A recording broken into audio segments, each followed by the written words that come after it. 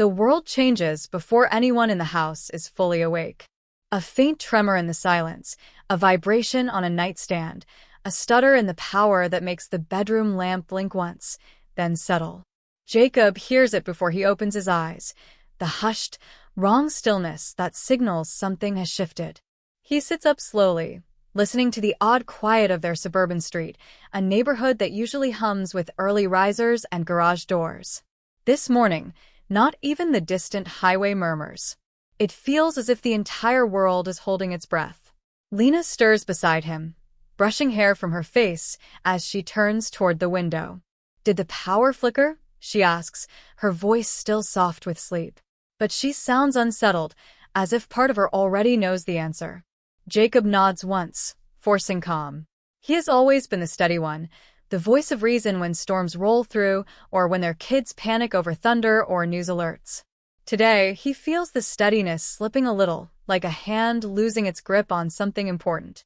Probably just the grid adjusting, he says. But the words feel thin.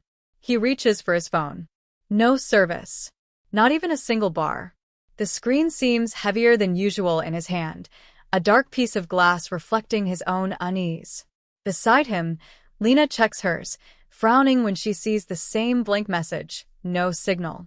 She presses the screen again, as if force alone might restore the world to what it was yesterday. Down the hall, footsteps thud lightly. Mia, their 12-year-old, already awake and peering in. "The lights in my room flickered," she says. "And the Wi-Fi's gone." She tries to sound annoyed, but the nervous tremor beneath her voice betrays her. She has grown up in a world where Wi-Fi disappearing feels like the first sign of catastrophe. Jacob forces a smile. "It's fine.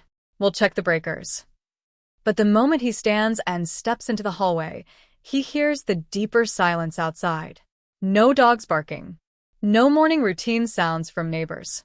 Even the birds seem hesitant. He moves to the living room, glancing through the front window. The street looks frozen, cars in driveways, porch lights on timers that should have clicked off long ago, yet still glowing faintly. But no people. No movement. Just an eerie, waiting stillness. Lena enters behind him, tying her robe tight. "This doesn't feel normal," she whispers. Her instincts have always been sharp. He trusts them, sometimes more than he trusts his own. Before Jacob can respond, both their phones buzz at once. A harsh, glitching vibration. They look down as a national emergency alert flashes across the screens, but the message is scrambled, distorted, symbols, half letters, a chunk of text reading. "Maintain at home. Disruptions further, remain calm." Then the phones go dark again. Mia clutches her arms. What does that mean? Is something happening? Jacob breathes in slowly, steadying himself. It means the system glitched. That's all. Let's check the radio. But when he turns the dial on the old battery radio, he gets nothing, no news channels, no chatter from local stations. Just thin static that shifts pitch like it's breathing. Lena's eyes widen. Everything can't go out at once. Not all communication. He meets her gaze. Unless something big is happening internationally. The words slip out before he can catch them. Mia stiffens, as if absorbing every syllable. He kneels to her level. It's probably just a cyber issue. Power grids and communication networks. Sometimes they fail together. But he knows she hears the strain in his voice. Lena steps into the kitchen, rummaging through the emergency drawer they always joked about but rarely touched. Flashlights. Batteries. A half-crumpled local emergency pamphlet from years ago. When she speaks, her tone is changed. She sounds like someone preparing herself for truth. "We need information. Someone has to be broadcasting." Jacob flicks the radio again, turning the dial millimeter by millimeter, each twist a tiny hope. Then, finally, he catches something. A burst of words, fragmented and crackling. "National, remain indoors, no verified communications developing situation," but the message dies before they can piece it together. A single question settles over the room like a heavy fog. How bad is this? Mia hugs herself tighter. Is this war? Lena looks at Jacob, eyes searching his face for honesty, asking the same question without speaking it aloud. Jacob swallows hard. We don't know, but we're together. And we're prepared. He isn't sure either statement is true. The morning stretches into a strange, suspended hour. They move through the house collecting supplies, flashlights, blankets, the emergency food bin they once teased themselves for buying. Every small action feels amplified, like the world has shrunk to the boundaries of their living room. Outside, a car engine starts, then immediately dies. Jacob steps onto the porch, the cold air sharp against his skin. Across the street, Mr. Lawson stands beside his stalled SUV, hands on his hips, turning in circles like he's searching for someone who can explain the morning. Their eyes meet, and Jacob lifts a hand. Lawson starts to approach, but then his phone buzzes violently in his palm. He glances at the screen, pales, and turns back toward his house, waving Jacob off. Jacob feels the weight of that gesture, an unspoken warning, or maybe fear too big to share. Inside, Lena is staring at the radio again, listening to the static as if it might suddenly offer answers. "We need a plan," she says. Her voice is tighter now. "If this gets worse, if the power goes out completely, we need to know what we're doing." Jacob nods, thinking of the emergency guidelines he read months ago but never took seriously. Water, food, warmth, communication backups. He walks through the house as if seeing it through new eyes, each window a vulnerability, each drawer a resource. Mia follows him closely. "Dad, are we in danger?" He wants to say no. He wants to wrap her in certainty. But instead, he kneels again, choosing a different truth. "We're going to be careful. We're going to be smart. And no matter what this is, we'll face it together." Lena joins them in the hallway, flashlight in hand. "Look." Jacob turns. The power has flickered again, this time longer, more deliberate, as if something is pulling at the electrical grid. The lights dim to a low, unnatural glow, then stabilize weakly. The house feels smaller, dimmer, more fragile. A deep, vibrating hum spreads across the neighborhood, low enough to feel in the ribs. Not an explosion. Not machinery. Something else. Mia grips Jacob's sleeve. What is that? He doesn't know, but he steps closer to the window, staring at the street as the hum intensifies, spreading like a distant heartbeat. Then, abruptly, it stops. The silence afterward is absolute. Lena moves beside him, her voice barely audible. "Jacob, something's coming, isn't it?" He watches the sky, waiting for any sign, light, movement, a sound to explain the morning. Instead, the horizon darkens in a way he has never seen. And in that shifting sky, he realizes this is only the beginning. Jacob hadn't intended to leave the house that morning, but the stillness inside had grown unbearable. Lena sat by the window pretending to read, though her eyes stayed fixed on the same line, and Mia moved in anxious circles that made the room feel too small. When the lights flickered again, Jacob muttered something about the generator, though he knew it wasn't the problem. He stepped outside simply, because he needed air that didn't taste of waiting. The neighborhood looked strangely hollow. Cars that should have rolled down the street were absent, leaving only the wind pressing through hedges. A few houses away, Mrs. Hartley stood on her porch, clutching a mug as if the warmth might steady her. She lifted a hand in greeting, but Jacob saw the fear beneath her rehearsed smile. Everyone was pretending the outage was a temporary annoyance, yet the air held a nervous tension that made each sound feel sharper. Jacob walked toward the ridge, hoping movement would scatter the unease gathering in his chest. Fallen leaves lay oddly still across the cracked asphalt, undisturbed by any passing traffic.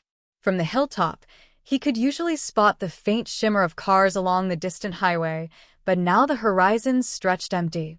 No engines, no headlights, just the muted sweep of wind across quiet fields. He turned back, thinking of Lena's expression before he left, the way she watched him as though afraid he might vanish like the signals that had disappeared without warning. The memory pushed him into a quicker pace, each step crunching through dry grass.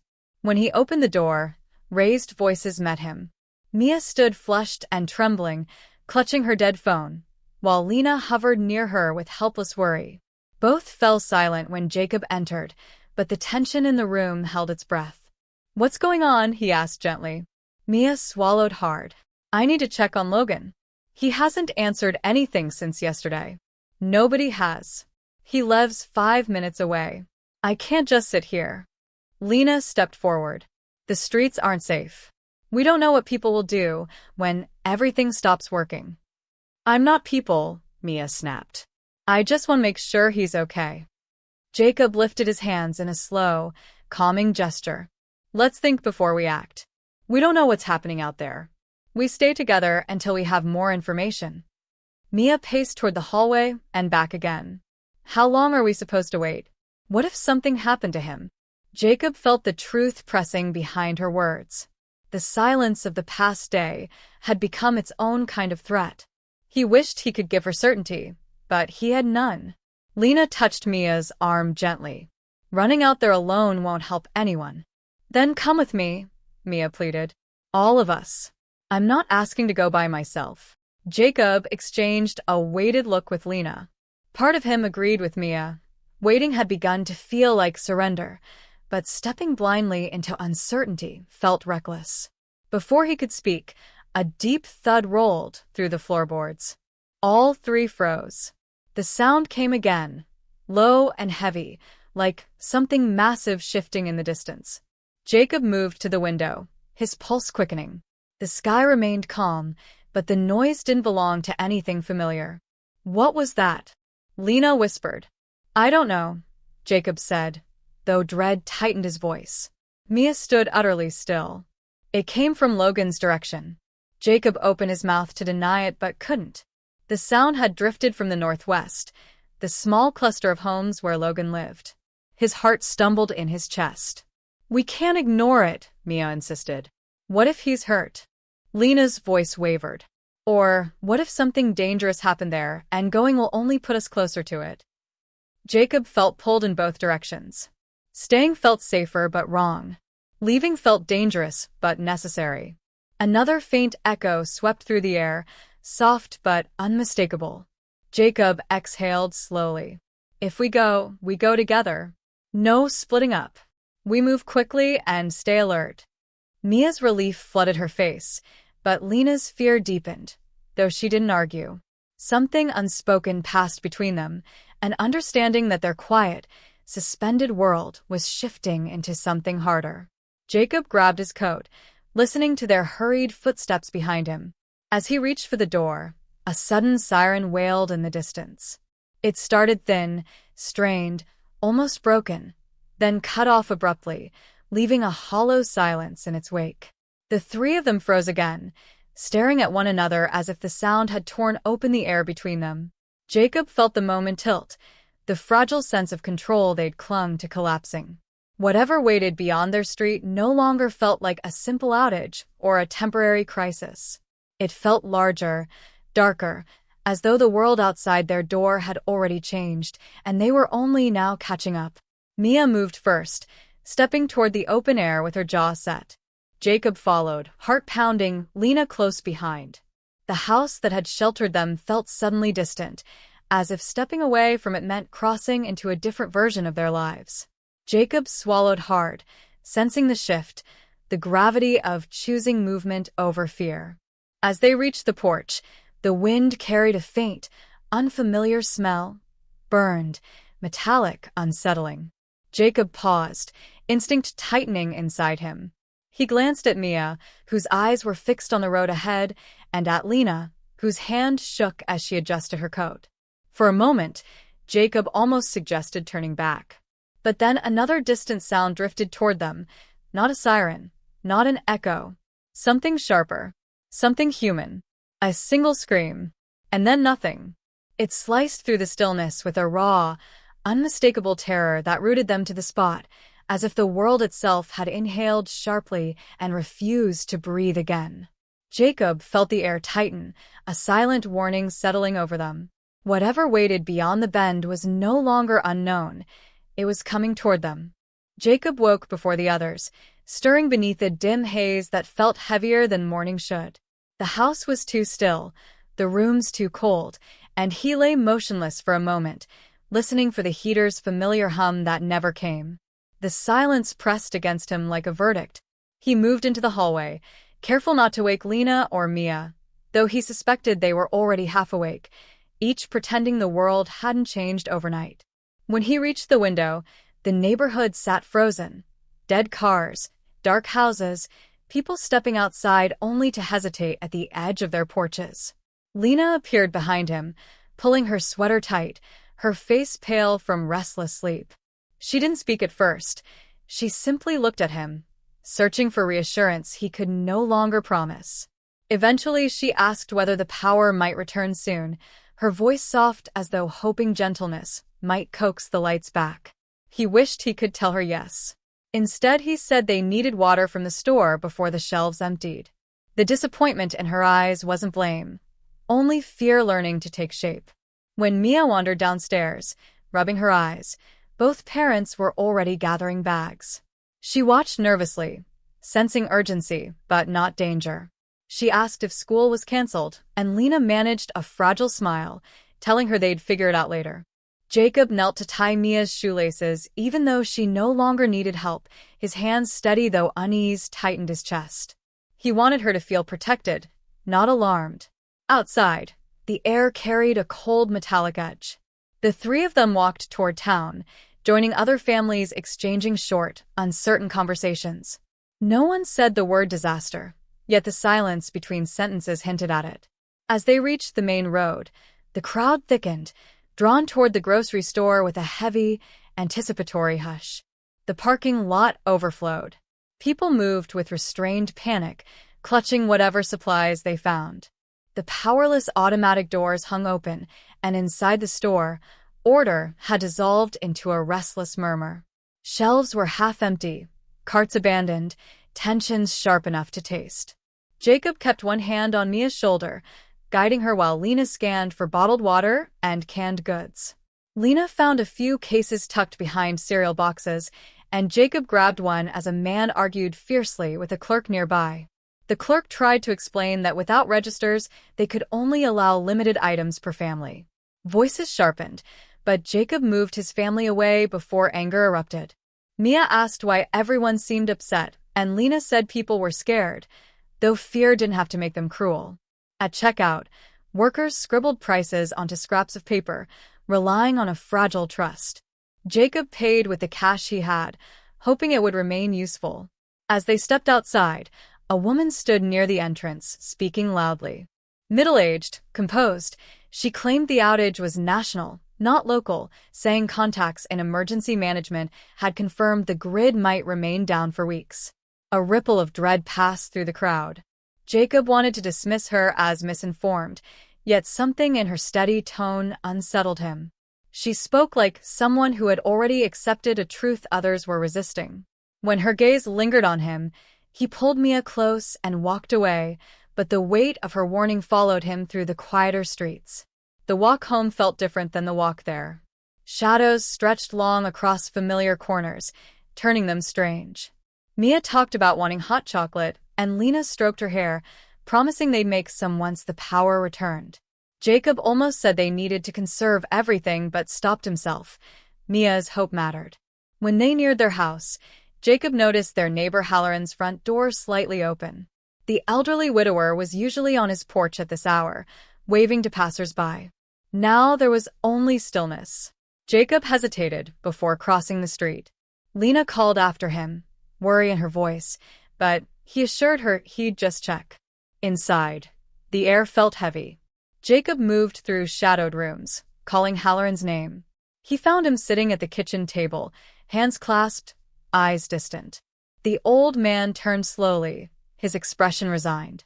He said he'd heard a brief broadcast on a battery-powered radio before the signal vanished. According to the voice, a high-altitude electromagnetic burst had crippled major systems. Whatever had happened was intentional, he whispered, and more might follow. Jacob felt the world tilt. He tried to ask questions, but Halloran only shook his head. Words, he said, would not change what was already set in motion. When Jacob returned to his family on their porch, Lena saw the shift in his face before he spoke. She asked what he'd learned, her voice barely audible.